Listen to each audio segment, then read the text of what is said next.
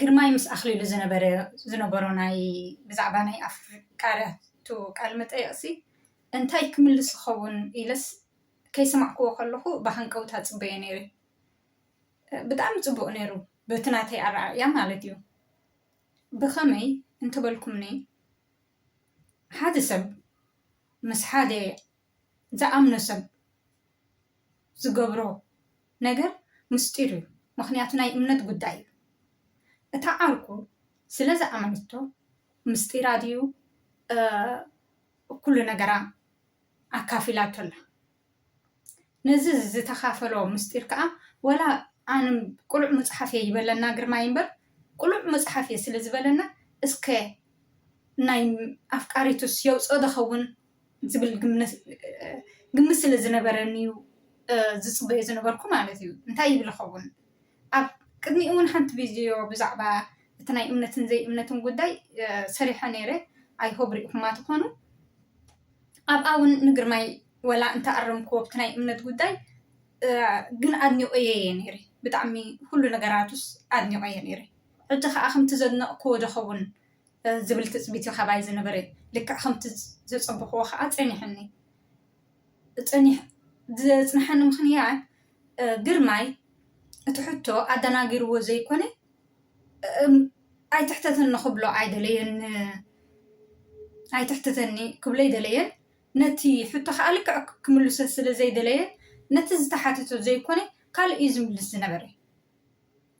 እዚ ግን ጠፊኡ ወይ ኮነ ከምኡ ዝገብሮ ዝነበረ ወላ ኣኽሊሉ እውን ይርድኦ ነይሩ ብዛዕባ ናይ ኣፍቃሪቱስ ክዛረብ ከም ዘይደሊ ወላ ኣብ መፅሓፍ ቅዱስ ገንዘብና እውን ኣብ ጥበብ ኢያሱ መሓዛኻ ወይ ዓርክኻ ብምስጢር ዝተዛረበትካ ነገር ኣብ ውሽጥኻ ሓዞ ተነፊሑስ ክትኮስ ኣይኮነን እዩ ዝብለና ምኽሪ ዝነግረና ዘሎ። ሕጂ ኣይሆብ እዞም ንኣሽቱ መንእሰይ ካብ ናይ ግርማይ ብጣዕሚ ትመሃሩ። ምክንያቱ እዛ ነገር እዚኣ መሃሪት እያ ነይራ ንዘስተውዓለ ሰብ።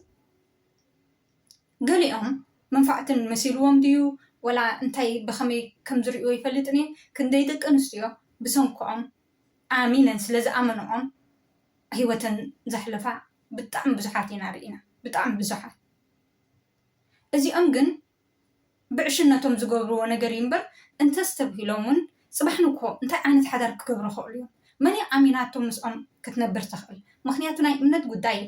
እታ ሰብቲኣ ነብሳ እያ ትፈልጥ እምበር እቲ ሰብትስ እንታይ ከም ዝኾነ ከመይ ከም ዝሓስብ ብዛዕባ እንታይ ክሓስብ ከም ዝኾነ ፈፂማ ኣይትፈልጥን እያ። ነብሳ ጥራሕ እያ ትፈልጥ። ንነብሳ ከዓ ስለዝኣመነቶ እያ ምስኡ እንታይ ሽሙ ማዕረ ነብሳ ምስኡ ርክብ ክትፍፅም ዝኸኣለት ማለት እዩ። ሕጂ ነዚ ከመይ ጌርካ ወላ 10 ግዜ እንዶ ተባኣስ ባእሲ ዘሎ እዩ። ግን ስለዝተባኣስካስ ከውፅእ ኣለኒ ማስ ሚድያ ንዓ ጥራሕ እኮ ይኮንካ እንተውፅእ ዘለካ ነብስኻ እውን ተውፅእ ኣለካ። እተን ኣብኩም ዝኣመሰሉ ኣወዳት ሓዳር ምስኦም ክትገብራ ተሓስባ ከዓ ተጠንቀቓ። ምክንያቱ ንስኽን እውን እንታይ ውሕስነት ኣለክን ምስኦም ከምታ ቀዳመይቲ ዝገበራ ንዓኹም እውን ወላ ብሓዳር ኣቲኽስ እንታይ ውሕስነት ኣለኪ? እምነት እዩ ዝሰብር ዘሎ። ስለዚ እንታይ ክብል ዝደሊ ግርማይ ወላ ሓንቲ ብዛዕባ ኣፍቃሪቱ ብፅቡቅ ከም ጉዳዮም ናይ ራሕቆ ጉዳይ ከም ዝኾነ ስለዝተረሓሓቁ ጥራሕ እዮም ተፈላለዮም ኢሉ ወላ ካልእ እውን ክኸውን ይኽእል እዩ። ግን ከውፅኦ ኣይደለየን። ምክንያቱ ናይ እምነት ጉዳይ እምነት ክሰብር ኣይደልን። ፅቡቅ ከኣለና ኢሉ ክህልው ይኽእሉ ኣይክህልውን እውን ይኾኑ። ብዛዕባ ኣፍቃሪቱስ ወላ ሓንቲ ነገር ኣይገለፅን ጥራሕ ብፅቡቅ። ምክንያቱ ዋላ እቲ ሰብ ተፈለዮ እምበር ምስኡ ፅቡቅ ግዜ ስለ ዘሕለፍካ እውን ብፅቡቅ ክተብሎ ኣለካ፣ ብፅቡቅ ክዝክሮ ኣለካ። ንዓኻ እውን ብፅቡቅ ከም ዝዝክረካ ሕራይ ዘየሰማምዕ ነገራት ኣብ መንጎኻ ክህሉ ይኽእሉ እንድዩ ትፈላለየ ኖርማል እዩ። ግን ንስኻ ብፅቡቅ ንሱ እውን ብፅቡቅ ከም ዝዝክረካ ከም ኣሕዋት ኮይንካ ተረዳዲእካ ትፈላለየሉሲ እዚ ናይ ብሓቂ ናይ ንፍዑ ሰብ እዩ። ኣሽንኳ ዝበዓርክነት ኣብ ሓዳር ኣቲካ ከመን ስለዘይረዳዳእ ዘሎ እዩ ሰብ ዝፈላለ ዘሎ። ክትፈላለ ከለካ ግን ብባእስን ብካልእን ዘይኮነ ከመይ ጌርካ ተረዳዲእካ ከም ትፈላለ ክትገብር እንተኽኢልና ንሱ እቲ ዝበለፀ እዩ። ስለዚ እቶም ዝሓለፉ ተጋጊዮም እንዲዮም ካብኦም ግን በጃኹም ተማሂርኩም ድሕሪ ሕጂ እቶም ድሕሪ ሕጂ ዘለኹም መንእሰይ ነታ ጓል ጥራሕ ኣይኮንኩም ትውፅዕዋ ንስድራ ትውፅዑ ንሕብረተሰብ ትውፅዑ ንነፍስኹም ትውፅዑ ንስድራኹም ትውፅዑ ናትኩም መፃኢ ሂወት ኣይትፈልጡን ምክንያቱ እንታይ ዓይነት ሰብ እያ ምሳኹም ኣሚናትኩም ክትነብር ትኽእል ከመይ ዝበለት ተኣመነት ከዓ ተጋጊያ ኣላ ነታ ቀዳመይቲ ፅቡቅ ዘይገበርካላ ንዓኣ እውን ኣሚናትካ ምሳኻስ ምስጢራ ድዩ ኩሉ ነገራስ ወላ ብሓዳር ክትገብር ከቢድ እዩ ስለዚ ካብቶም ዝሓለፉ ተምሃሩ ካብዚ ናይ ግርማይ ከዓ ተምሃሩ ምስጢር ኣብ መንጎ ክልተ ሰባት ብፍቅሪ ንዝተገብረ ኣውፂእካ ኣብ ማስ ሚድያ ኣይተውፅኦን ነውሪ ቁልዕ መፅሓፍ እዩ ኣብ ካልእ ቁልዕ ክኸውን ይኽእል እዩ ንፉዕ ፅቡቅ ናብታ ምስጢር በፂሑ ግን ቁልዕ መፅሓፍ ኣይኮነን መፅሓፍ ዓቂቡ ስለዚ ከዓ ብጣዕሚ ዘድንቆ ኣይሆብቶም ካልኦት እውን ካብኡ ተማሂርኩም ኣብ ካልእኩም ቁልዓት ክትኮኑ ሓሳብኩም ክትገልፁ ነገራትኩም ክትገልፁ ድልየታትኩም ክትገልፁ ፅቡቅ እዩ ንዕቅቦ ምስጢራት ግን ኣሎ ገሊፅካ ማለት ምስጢርካ ውፅእካ ማለት ኣይኮነን ምስጢርካ ዓቂብካ ልዕሊ ኩሉ ነገር ከዓ ንዝኣመነካ ዘይምልጣ ምክንያቱ ናይ እምነት ጉዳይ ምስጢርስ ናይ እምነት ጉዳይ ኣብ መንጎ ክልቲኻ እታ ነብስኻን እቲ ካልኣይ ሰብን ዝገብሮ ናይ እምነት ጉዳይ ኣብዚ ናይ እምነት ጉዳይ ከዓ ብጣዕሚ ጥንቃቐ የድልዮ ዋላ ተበኣሱ ዋላ ትበድልካ ዋላ እንታይ ዘይትገብር ዋላ ድላያ ትግበርታ ሰብቲ እያ ንስኻ ግን ናይ ነፍስኻ ሓላፍነት ወሳዳይ ክትከውን ኣለካ ወይ ናይ ነፍስኻ ከዓ ሓላፍነት ወሳቢት ክትኮን ኣለኪ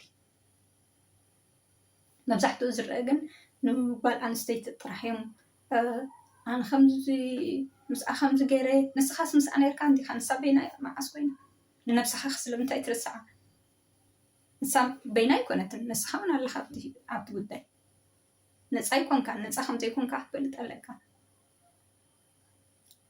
ከይሓፈሩ ከመን ይዛረቡሉ ነውሪ እዚ ኣብ መንጎ ነውርን ኣብ መንጎ ታሽምን ፈሊና ክንርእስ ክንክእል ኣለና ወላ ግርማይ ስእሊ ናይ ገሊአን ኣውፅኦ ኸውን ስእሊ ወላ ሓንቲ ብዛዕባአን ግን ሓንቲ ተዛርበን ወላ ሓንቲ ይውፅአን ሕማቅ ኣይተዛርበን ፅቡቅ ኣይተዛርበን ከምዚ ይበለን ኣብ ካልእ እዩ ዝዕልል ዝነበረ ከምዛ ዘይተረዳእት ሕቶ መሲሉ ብዛዕባ ናይ ቆልዓ ኣተዓባብያ ቆልዑ ከመይ ገይሩ ከዕብዮ ከም ዘለዎ ቆልዓ ክወልድ ከም ዘይደሊ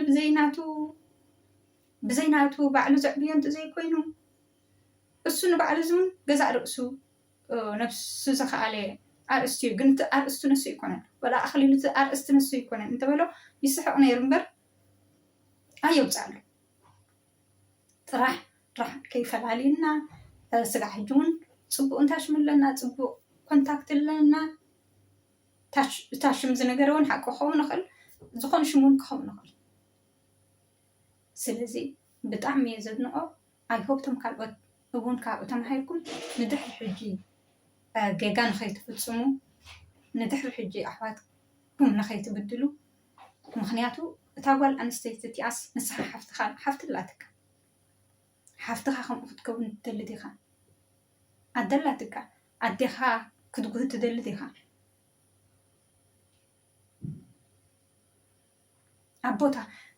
ኣቦታኻ እትዎ እታ ትብድላ ዘለካ ሰብሲ እስከ ሓፍተይ ከምዚ እንተትበደለት ቅድሚ እቲ ውሳነ መውሳድካ ከምኡ ንክትገብር ኣብ ሓፍተይ ትፈፂሙ እንተትኸውን እንታይ ይስማዓኒ ስድራይ እንታይ ይስምዖ ንሰን ከዓ ናትን ጥራሕ ከይውን ዘይኮነ ስድረአን ብኦም ክሓፍራ ስለ ዘይደሉ እቲ ዝወዓልኦ ጌጋ መሕፈሪ ናይ ነብስን ጥራሕ ዘይኮን መፅረፍን ስድረአን ስለ ዝኾነ ስድርኡ ከፅርፍ ዝደሊ ወላዲ ስለ ዘየለ ሰብ ኮንካ ትጋገም ዲኻ ግን ወለድኻ ከዓ በኣኻ ክፅርፉ ኣይደልን ኢኻ ቤተሰብካ በኣኻ ክትፅርፉስ ማንም ዝደሊ ሰብ የለን ስለዚ ቅድሚ ዝኾነ ነገር ምፍፃምኩም ንስኹም እውን ሓፍትኩም ዘላትኩም ፈሊጥኩም ኣብ ቦትአን ኣቐምጥዎ ትነብስኩም ድሕሪኡ ውሳነ ውሰዱ